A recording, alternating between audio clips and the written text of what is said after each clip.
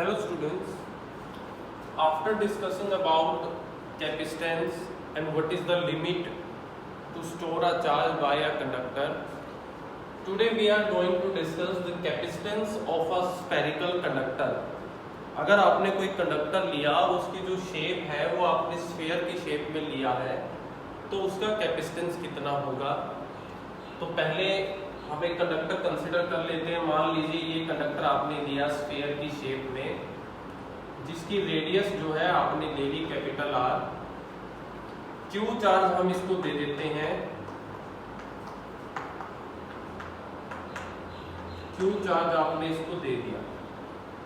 तो हमें अब इस कंडक्टर का जो है वो क्या निकालना है, कैपेसिटेंस निकालना है। तो पहले लिख लेते हैं कि charge Q is given to a spherical conductor of radius r, जिसकी रेडियस r है, हमने उसको कैसा चार्ज दे दिया, Q चार्ज दे दिया। अब चार्ज देने से जो चीज हमने डिस्कस की थी, क्या इंक्रीज होता है, सबसे पहले पोटेंशियल। तो कितना पोटेंशियल हो जाएगा यहाँ पर, देन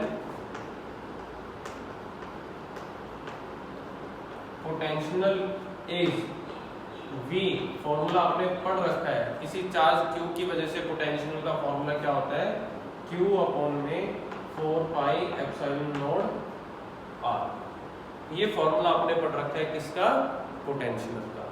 तो हमने ये भी पता लगा दिया कि अगर आप किसी स्फीयर को चार्ज Q देते हो जिसकी रेडियस R है तो उसका जो पोटेंशियल है वो कितना हो जाता है, V हो जाता है।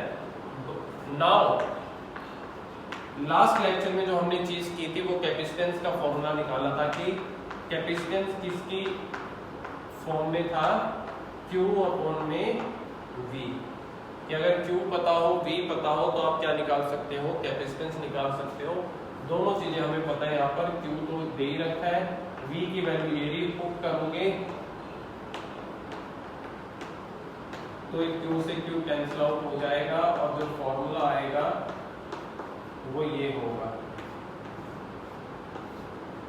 ये फॉर्मूला है कैपेसिटेंस का किसी स्फेरिकल कंडक्टर के लिए। कोई भी कंडक्टर जो स्फेरिकल शेप में है, आप उसकी जस्ट रेडियस यहाँ पर पुट कर दीजिए, वो आपको क्या बता देगा कि उसका कैपेसिटेंस कितना है। इसका मतलब क्या हुआ कि वो कितना चार्ज स्टोर कर सकता है। जब हम इस टॉपिक की बात करते हैं तो एक इसका स्पेशल केस हम जरूर करते हैं, पूछा जाता है, वो ये कि अर्थ को भी तो हम स्फीयर की शेप में मानकर चलते हैं। तो क्यों ना इस फॉर्मूले से हम एक बार अर्थ का कैपेसिटेंस निकाल के देख लें कि अगर पूरी अर्थ को हम चार्ज देना शुरू करें तो अर्थ पे कितना चार्ज आ सकता है। अर्थ के लिए अगर हम निकालें तो यहाँ लिख देते हैं कैपेसिटेंस ऑफ अर्थ। सिर्फ क्या चाहिए आपको, ये तो कांस्टेंट है, वैल्यू चाहिए आपको R की। तो अर्थ की रेडियस किसमें इक्वल होती है, 6400 किलोमीटर, लेकिन यहाँ पर मीटर में चाहिए तो 6430 आप और लगा दोगे तो ये किस में आ जाएगा, मीटर में आ जाएगा। तो फॉर्मूले में पुट करते हैं, capacitance is equal to 4 pi epsilon naught R। 1/4 pi epsilon naught की वैल्यू होती है 9 इंटू 10 की पावर 9, लेकिन यहाँ पर इसको रेसिप्रोकल कर दिया तो ये ऊपर आ गया तो वैल्यू क्या आ जाएगी, डाउन में आ जाएगी। तो ये हो गया 9 इंटू 10 की पावर 9। कंफ्यूज नहीं होना। देखो आपने जो वैल्यू 1/4 पाई एप्सिलॉन नॉट की मैं कर देता हूँ कहीं आप कंफ्यूज हो जाओ। आपने ये पढ़ा हुआ है 1/4 पाई एप्सिलॉन नॉट 9 इंटू 10 की पावर 9 के इक्वल होता है। रेसिप्रोकल कर दो, ये तो ऊपर आ जाएगा तो ये कहाँ आ जाएगा, नीचे। तो ये वैल्यू हमने यहाँ पुट कर ली। R की वैल्यू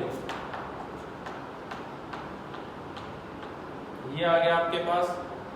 जीरोस को अगर अलग कर दें तो इसको हम लिख सकते हैं 5 0 3 तो 10 की पावर 5। 64 को 9 से डिवाइड करोगे तो 7.11 और ये ऊपर आगे माइनस की 9 हो जाएगा तो +5 गया तो माइनस का 4 और पॉइंट हटा दे तो इसको लिख सकते हैं 711 इंटू 10 की पावर -6 फैरेड। फैरेड यूनिट है किसकी? कैपेसिटेंस की। और -6 है तो -6 लगता है माइक्रो में, तो आप क्या लिख सकते हो? 711 माइक्रो फैरेड। ये किसका कैपेसिटेंस आया? अर्थ का।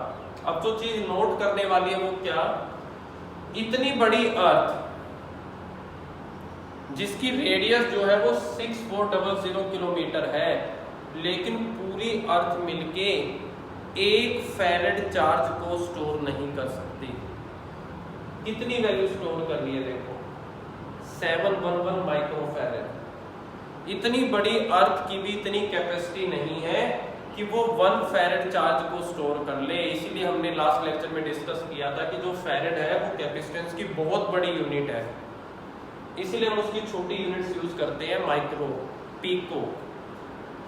तो इतनी बड़ी अर्थ होने के बाद भी वो सिर्फ कितना चार्ज स्टोर कर सकती है? 711 माइक्रो फैरेड।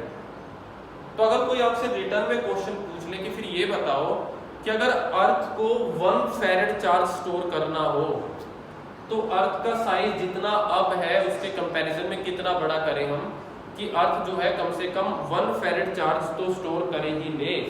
तो अगर ऐसा क्वेश्चन आता है तो देख लीजिए हम कैसे करेंगे उसको।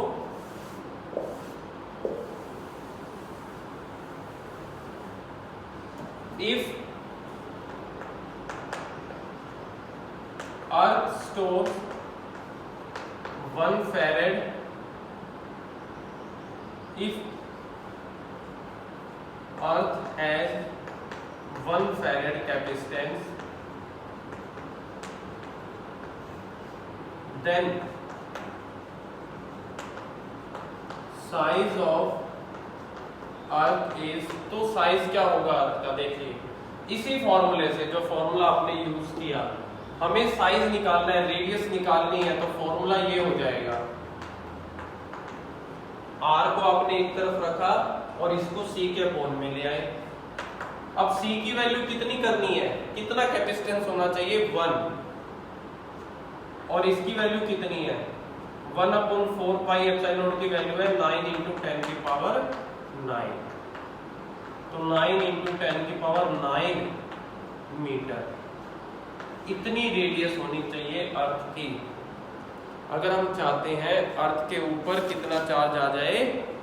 1 फैरेड चार्ज स्टोर हो जाए, 1 फैरेड उसका कैपेसिटेंस हो। और ये कितना है? आइडिया लगा सकते हो? ओरिजिनल के कंपेयर में 1500 गुना ज्यादा है नियरली। यानी कि जो साइज अर्थ का अब है, जो रेडियस अर्थ की अब है, अगर उसी रेडियस को हम 1500 गुना इंक्रीज कर दे तब अर्थ का साइज इतना होगा कि उसका कैपेसिटेंस क्या हो जाएगा? 1 फैरेड हो जाएगा। तो हम लिख सकते हैं which is nearly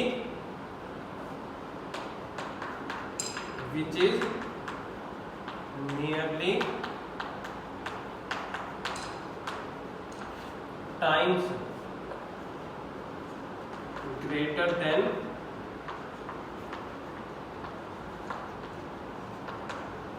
actual radius. Actual radius से कितना बड़ा है वो? 1500 गुना बड़ा है। तो ये था हमारे पास कैपेसिटेंस एक स्फेरिकल कंडक्टर का।